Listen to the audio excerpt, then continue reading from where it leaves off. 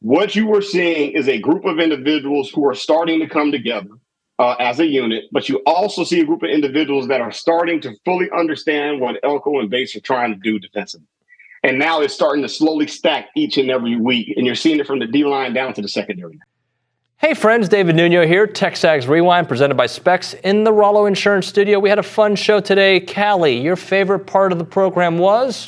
I think it was Olin, OB. Give me something specific about Olin, and don't say the Rafael Palmeiro joke. It wasn't that. I always feel like I learn from OB what movies I need to go back and watch. That was me. Well, okay. It was technically it was both of us. It was his reference, but you told me I should watch. But I set it up for you. Yes, that's true. You did. So both of y'all, the Go Hour in general, I had to get a little credit there. Me, yes, what movies I need to watch. Are you going to watch Goodfellas? I am. When?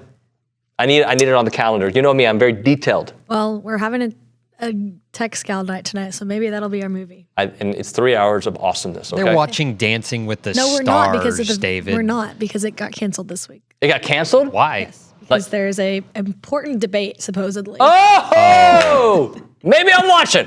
Maybe go to the Angry Elephant to watch it. Oh, you should absolutely go to the Angry Elephant, which, by the way, we're going to do a show from there on Friday. We are. There's a chance somebody with a lot of muscles will be there. There's a chance. It's not confirmed yet. And it's not David And it's Nuno. not you. You guys say that. I just wear tight shirts. That's why. Anyway, Nick, your favorite part of the show? I'm going to go Jarod Hamilton. I like to, I don't know why I just put the camera on Callie, but I really like the insight, coming from a Missouri insider. Duh. My favorite part was Jordan Pugh and Jamie McCoy kind of going back and forth. You'll see a little bit of that when Jordan Pugh's on the programming. We had the KBTX Roundtable, Olin Buchanan, that and more. It's the Rewind. And I have a feeling if I gave you 4 or 5 opportunities to predict who I would have on the list, you'd probably hit 4 or 5 of them. Yeah. You get the first one. Okay. Well, I'm going to take the lowest of the low-hanging fruit from that game. Okay, do it. Yeah, Nick Scorton. Nick Scorton. When you only have 4 tackles, first of all, as a defensive end, I said only. I mean, a defensive line, 4 tackles is pretty good. But they're all tackles for loss. All 4.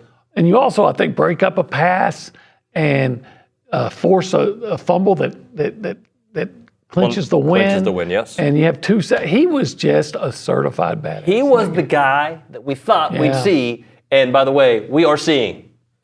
He was spectacular. He was so dominant.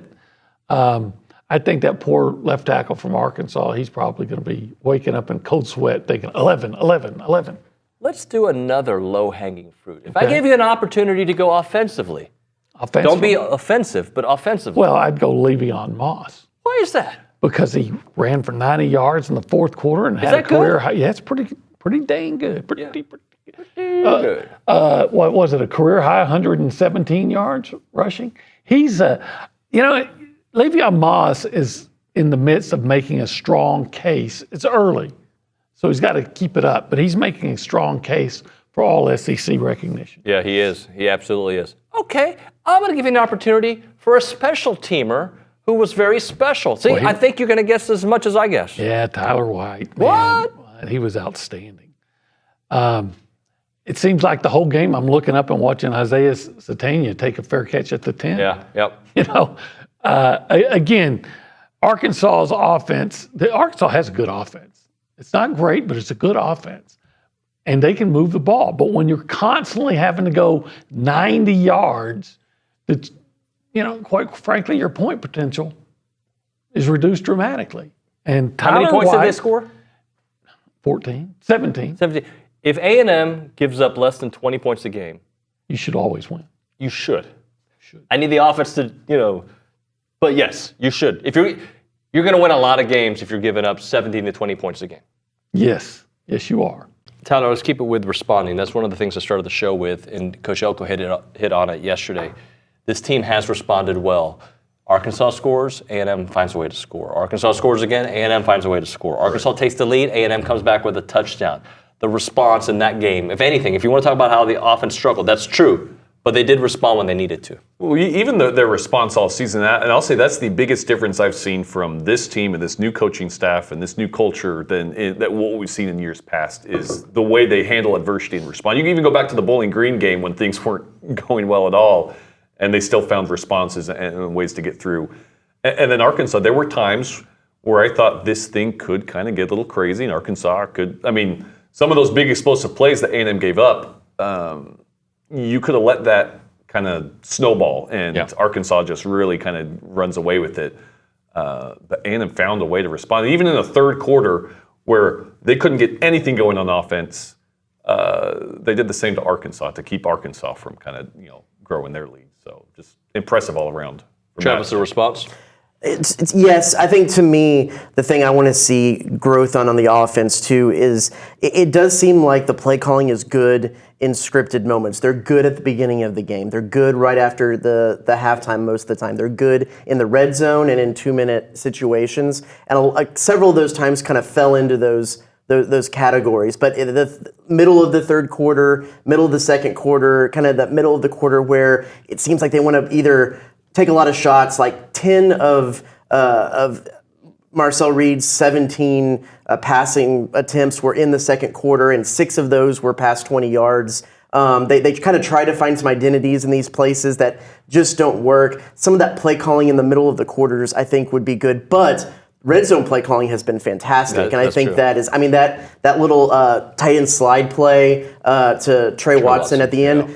Excellent play call. So it's just a little bit more balance in that play calling in different times. I think not only would bolster that response, but kind of mitigate some of those slow times in the middle of the game. Nicole, the response overall of that game, and to Travis's point, the play calling was a little different in the second and third, but when it mattered, they were able to turn it on. Yeah, I think it was just a testament to this team's will and the willpower to get the win, to come away and finish the game. I feel like we haven't seen them finish, and it wasn't pretty. They didn't put them away.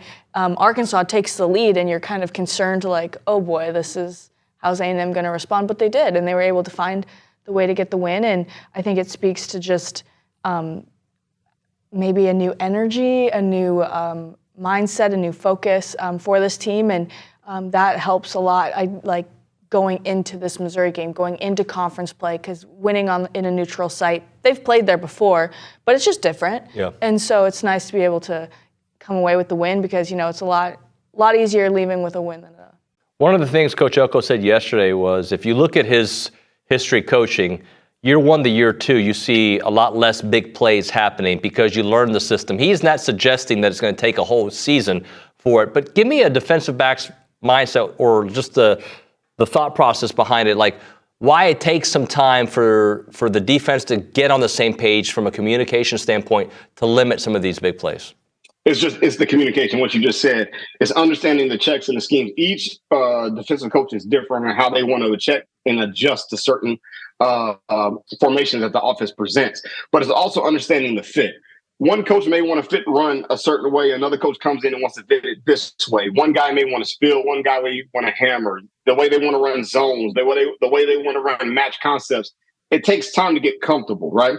Especially when you have new people coming in now with the transfer portal. You're trying to get to know guys. You're trying to get to understand how people think.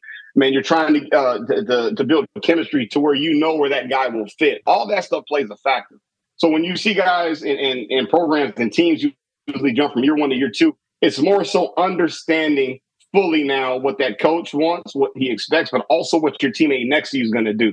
There were certain times when I would play, I would look at how guys would stand. I'm like, okay, I know where he's going. And you just bounce off of that. It's a chemistry. It's a flow to this thing. And that's why you see that big jump. But defensively, though, the reason why defenses usually are better than offenses initially is because at the end of the day, it's a savage mentality. It's see ball, get ball at the end of the day. Right? And you want guys who will hunt, who are physical, and who will cause chaos.